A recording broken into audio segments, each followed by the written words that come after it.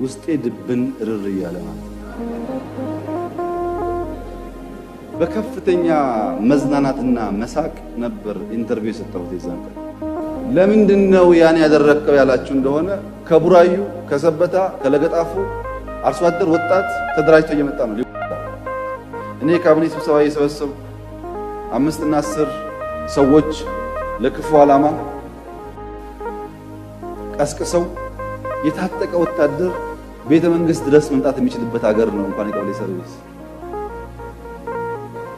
ያ የታጠቀ ወታደር የመጣበት ሁኔታ ትንሽ ብዥታዎች ስላሉ በዚሁ አጋጣሚ ለመግለጽ የአመጣጥ ይህ ህገ መንግስታዊና አደገኛ ብቻ ሳይሆን ኢንቴንሽኑ ሪፎርሙን አቦርት ለማድረግ ነው። ምንም አይነት ጄኒን ኢንቴንሽን የለው። ያን ያደረጉ በቁጥራቸው ያነሱ ሰዎች ቢሆኑም አብዛኛው ማስ እና ወጣት ህፃን ስለሆነ ግን ደሞዝ ጭማሪ የሚያገኝ ሰው ተንጋግቶ የመጣ ነው። በዚያ ጊዜ ውስጥ በጣም በሳል እና ጠንቃቃ አመራር ካልተከተልን በስተቀር ችግሩ አደገኛ ነገር ይፈጥራል። የመጡ ሰዎች ሁሉም ክፉ ሐሳብ ነበራቸው ወይ የሚለው የተሟላ ማስረጃ የለም። እንዳልኳችሁ ተቋም የለም። ቀድሞ ይሄ ችግር እንደሚያጋጥም የሚያውቅ የለም። ምንድን ያደረግነው? ወታደር ሲቆጣ እንዴት ቁጣውን ማብረድ እንደሚቻል፣ ወታደር ሲፈራ እንዴት ማጀገን እንደሚቻል፣ ወታደር በጦር ሰፈር እንደ ተቋም ሆኖ ተዋክቶ ማሸነፍ ተስኖት ሲበተን እንዴት እንደሚደራጅ ሳይንስ አለው፣ ጥበብ አለው፣ ዕውቀት አለው። ማጀገንም ይቻላል። ስሜት ተሞልቶ ሲመጣም ማርገብ ይቻላል። ይሄ ፕሮሰስ በብዙ ግሪቫንስ እና በተሳሳተ መረጃ ተሞልቶ የመጣ ወታደር የመጀመሪያው ስቴፕ መሆን ያለበት ሪሊዝ ማድረግ ነው። ስሜቱን ሪሊዝ የሚያደርግበት መንገድ መፍጠር ነው። ሰዎች ፑሽአፕ ተሰራ ሲባል እንደ ዋዛ አይተውታል። ፑሽአፕ እና ስፖርት ወይም በጩኸት መናገር ግሪቨንስን ሪሊዝ የምናደርግበት አንዱ መሳሪያ ነው። ከሰከነ በኋላ ይደነግጣል፣ ምን እያደረግኩ ነው ብሎ። በዚያ ስሜት ውስጥ ሆኖ ግን ሌላውን ብዙዎች ውጭ ነው የሚተረቱት ተረት ብናደርግ የሚፈጠረው አደጋ ከፍተኛ ነው። ሪሊዝ ካደረገ በኋላ የሚቀጥለው ሪሊፍ ነው፣ መስከን ነው። ሪሊፍ ካደረገ በኋላ ሪቲንክ እንዲያደርግ ውይይት ይደረጋል። ስቴፕ አለ። መጀመሪያ ስሜትን አረገብን። ከቀዘቀዘ በኋላ ውይይት አካሄድን። ራሱ ኤኬሌ ቀሰቀሰኝ፣ ኤኬሌ አደራጀኝ፣ ኤኬሌ ያደረገኝ ብሎ አወጥቶ ለህግ እያቀረበ ነው። ጥይት ሳይተኮስ ሰው ሳይሞት። ይሄ ለነሱም እንደነገርኳቸው አደገኛ የሚሆነው በአጋጣሚ አሁን ያለው ጠቅላይ ሚኒስትር ወታደር ባይሆን ኖሮና ሲቪል ቢሆን ምንድን ነበር የሚያስከትለው ነው ይሄ ጉዳይ። ሁለተኛ ከፑሽአፑ በስተቀረ ባልተለመደ ሁኔታ በከፍተኛ መዝናናትና መሳቅ ነበር ኢንተርቪው የሰጠሁት የዛን ቀን። ውስጤ ድብን ርር እያለ ማለት ነው። ለምንድነው ያን ያደረከው ያላችሁ እንደሆነ ከቡራዩ፣ ከሰበታ፣ ከለገጣፉ አርሶ አደር ወጣት ተደራጅቶ እየመጣ ነው። መንግስታችን ተነክተው ሊዋጋ እየመጣ ነው። እኔ በጣም የተዝናና ነገር ካላሳየው በስተቀረ ህዝቡ ሊረጋጋ አይችልም። የተዝናናው መስዬ ህዝብ አረጋግጬ ህይወት መታደግ ደግሞ የሰጣችሁኝ ኃላፊነት ነው። ይሄ ውስጥ ነው ስራ የሚሰራው።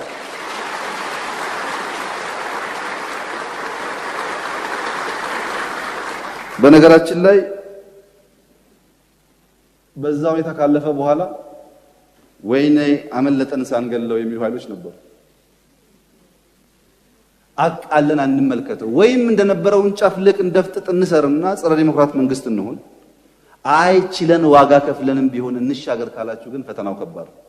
ፈተናው ደግሞ ይበረታው ከውስጥ ነው፣ የማይነገር የማይዘረዘር ማለት ነው። ስለዚህ ውጭውን እንደምንተቸው፣ ውጭውን እንደምንናገረው፣ ውጭውን እንደምናስበው አይነት አይደለም። የአዲስ አበባ ነዋሪዎች ከየትኛውም ብሔር ብትሆኑ አሁን ያለው መንግስት መልካም ነገር ሲሰራ ደግፉት፣ መልካም ነገር ካልሰራ ንቀፉት። ነቅፋችሁት ማረም ካልቻለ በድምጽ በምርጫ ጣሉት። ከዛ ውጭ ያለ ድራማ ተገቢ ያለ ተዋነካም ከነኩን ግን ማንም ሰው ዛሬ በኃይል መውረር አይችልም። ማንም ለመመከት የሚያስችል በቂ አቅም አለ። በቂ ስንገዛ ስንሸምት የነበርንባቸውን በውጊያ ክፍተት የገጠሙን ነገሮች ማምረት ጀምረናል። እናመርታለን። ሰው አለን። ጀግኖች ነን። ሰው አነካም። ከነኩን ግን ለማንም አንመለስም። ስጋት የለብንም። ክቡር ጠቅላይ ሚኒስትር እርስዎ ወደ ስልጣን በመጡበት ወቅት የ1 ዶላር ዋጋ 28 ብር ይመነዘር ነበር።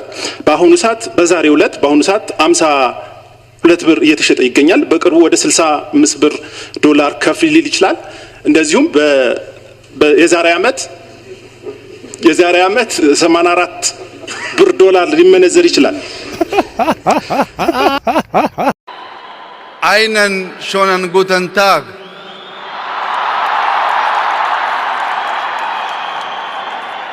كم لهم أكم نجاكسني Comment ça va?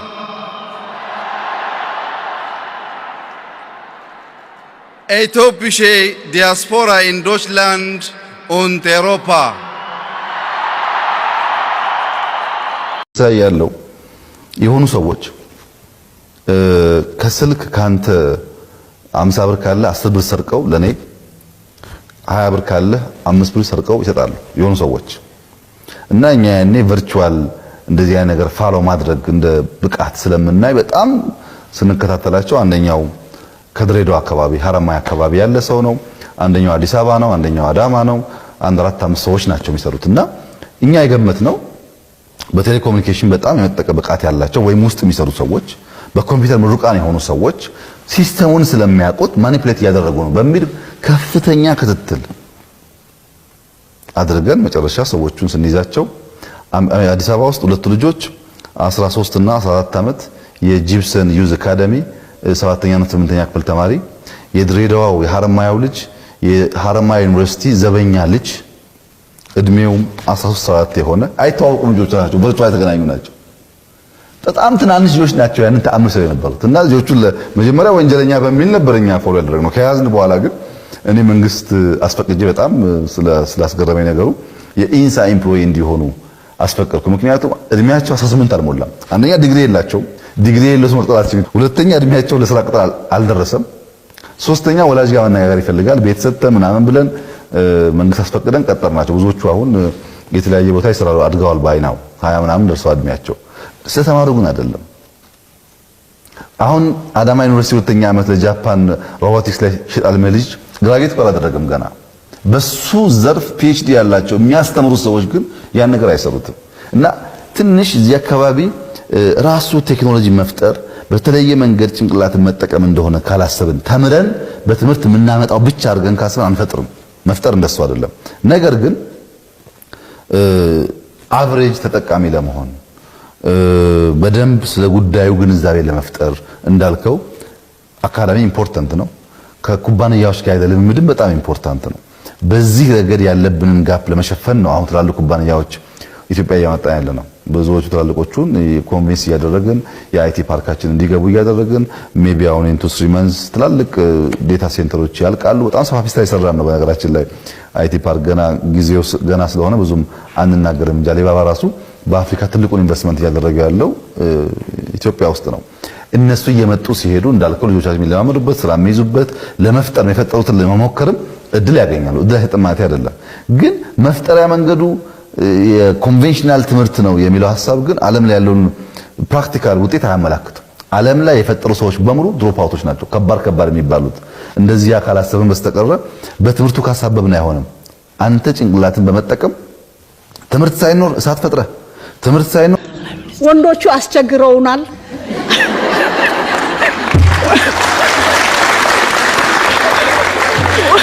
ወንዶቹ አስቸግረውናል። እኛ እናቶች ነን፣ በብዙ ቦታ ነው የምንጠቃው። አላህ ወንዶቹን ልባቸውን አላህ ይስጣቸው፣ ልቦና አላህ ይስጣቸው። በጣም አመሰግናለሁ። ችግር የሚፈጠሩ ወንዶች ናቸው፣ የሚጎዱ ሴቶችና ህጻናቶች ናቸው። ክቡራትና ክቡራን፣ ከመላው አውሮፓ የተሰበሰባችሁ የሀገሬ ልጆች ሆይ የማይንን ወንዝ ተገን አድርጋ በተቆረቆረችው የገንዘብና የኢንዱስትሪ ማዕከል በሆነችው ፍራንክፈርት ተገናኝተን በአይነ ስጋ መታየታችን እንደ ታላቅ ዕድል እቆጥረዋለሁ። ከሀገር የወጣችሁበት ዘመንና ምክንያት እንደ ቁጥራችሁ ብዙ እንደ የመጣችሁበት ሀገር ለየቅል መሆኑ ግልጽ ነው። ለትምህርትም ይሁን ለሥራ፣ በፖለቲካም ይሁን በኢኮኖሚ የተሰደዳችሁ ወገኖቼ ከምን ወዳት ሀገራችንና ሁሌም ከምትናፍቁት ሕዝባችን እጅግ የከበረ ሰላምታ ላቀርብላችሁ እወዳለሁ።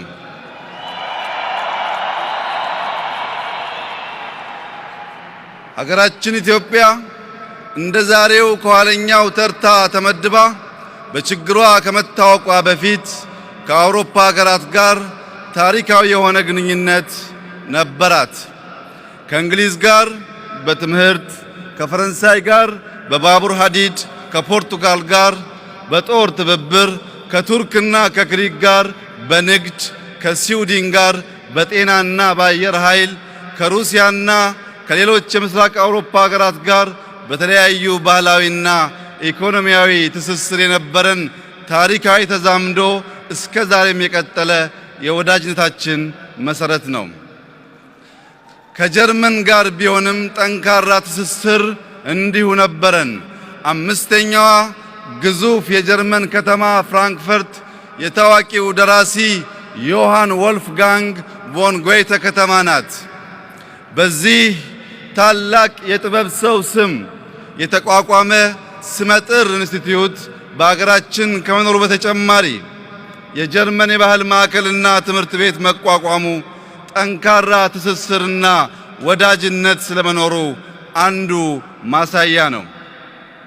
እንደ አገር ከጀርመን ጋር እንደ አጠቃላይ ደግሞ ከአውሮፓ ጋር ወዳጅነት ብቻ ሳይሆን ተመሳስሎም አለን። እንደምታውቁት ለኛ የቅርብ ጊዜ እውነታ በሆነው ጦርነትና ግጭት ውስጥ ያላለፈ የአውሮፓ ሀገር የለም። ለምሳሌ ያህል በሁለተኛው የዓለም ጦርነት በእጅጉ ከተጎዱት የአውሮፓ ከተሞች መካከል አንዷ ፍራንክፈርት ናት። ብዙ ሕዝብ አልቆባታል። መኖሪያ ቤቶቿ የሙታን መንደሮች መስለው ነበር። አያሌ የንግድና የገበያ ስፍራዎቿ ወደ ፍርስራሽነት ተቀይረዋል።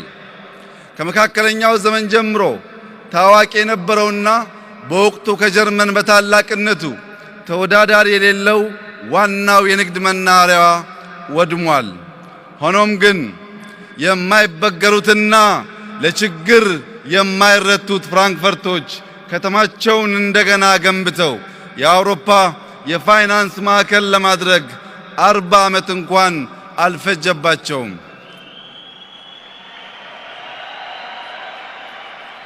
ይህ ለኛ ለኢትዮጵያውያን ትልቅ ትምህርት ነው። 20 ዓመታት ባልሞላ ጊዜ ውስጥ የዓለማችን ታላላቅ ጦርነቶች የማስተናገድ ክፉ ዕጣ ፈንታ በላያቸው ላይ የተጫነባቸው አውሮፓውያን በሚሊዮን የሚቆጠሩ ሕዝቦቻቸውን አጥተዋል። ለዘመናት የተገነባ ታሪካቸው አመድ ሆኗል። የልዩነት ግንብ በመካከላቸው ተገንብቶ ቆይቷል።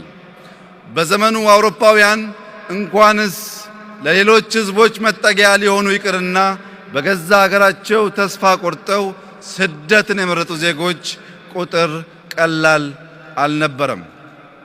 ያ ሁሉ አበሳ የመጣው በጥቂቶች ከሕዝብ ፍላጎት ይልቅ በግል ጥቅማቸው በታወሩ መሪዎችና የእኛ ዘር ከሁሉም ይበልጣል ባይ ደመነፍሳውያን ቅዠት መሆኑን በጸጸት የሚታወስ ክፉ የጦርነት ጠባሳ ነው። የዚህ አሰቃቂ ጥፋት የፍጻሜ ትርፉ ድህነት፣ ጉስቁልና፣ ስደት፣ ወረርሽኝና እልቂት ብቻ ነበር። ሆኖም ግን ጠንካሮቹ አውሮፓውያን ከአንደኛውና ከሁለተኛው የዓለም ጦርነት እጅግ በፈጠነ ጊዜ አገግመው ዛሬ ላይ እናንተን ጨምሮ ከመላው ዓለም ሚሊዮኖች እስከ ማስጠለል ደርሰዋል። እርስ በርስ መሸናነፍን ትተው ዓለምን ማሸነፍ ችለዋል። ይህንን ያሳኩበት አጋጣሚ አይደለም።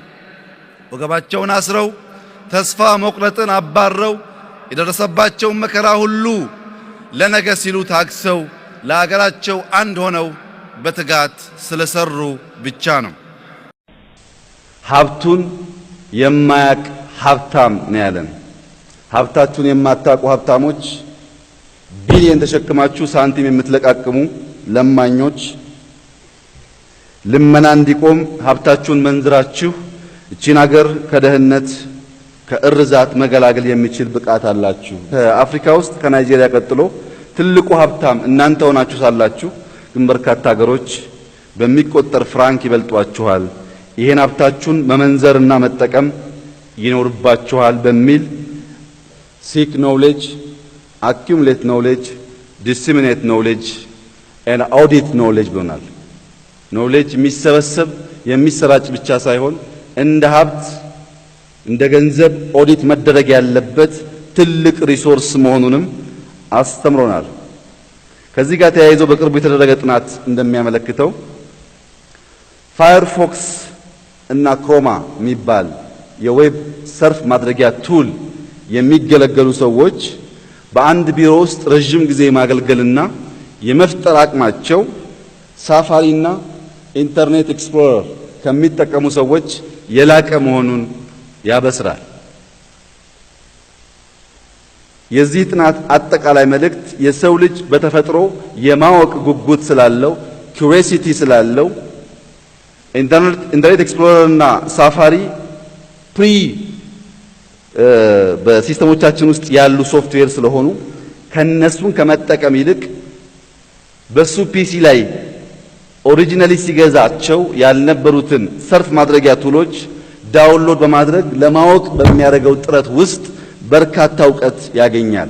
ዕውቀት ለማግኘት የሚተጋ ሰው ደግሞ በተሰጠው ተልእኮ ውስጥ ለረጅም ጊዜ የማገልገልና ኬሪየር ቢውልድ የማድረግ ብቃት እንዳለው ያሳያል። በአፍሪካ በኢንፍራና ኢንትራ ስትራክቸሮች ላይ የሚደረገው የሀብት ፍሰት በተወሰነ ደረጃ ወደ አልትራ እና ሱፐር ስትራክቸሮች መሸጋገር ከቻለ humankind have got infinite potential ያን ፖቴንሻል ዲግ ለማድረግ ብንጠቀምበት ኢትዮጵያን ማሸጋገር የሚቻል መሆኑን አስረድተዋል። በመጨረሻም ኤክሰለንስ ላይ ከተናገሩት ነገር በቅርቡ በቻይና በ15 ቀን ውስጥ G+30 ህንፃ መገንባት ተችሏል። ጽዳት የምናጸዳ ሰዎች ባለን ሙያ ኤክሰለንት መሆን እንችላለን። የምናስተምር ሰዎች ባለን ሙያ ኤክሰለንት መሆን እንችላለን። ሁላችንም እኩል ነን፣ ግን ደግሞ ዩኒክ ነን። እኔ የተሰጠኝ ያሳደግኩት ማንነት ሌሎቻችን ጋር ከሌለ በኮላቦሬሽን እሱን በመደመር ኤክሰለንስ ማደግ ይችላል።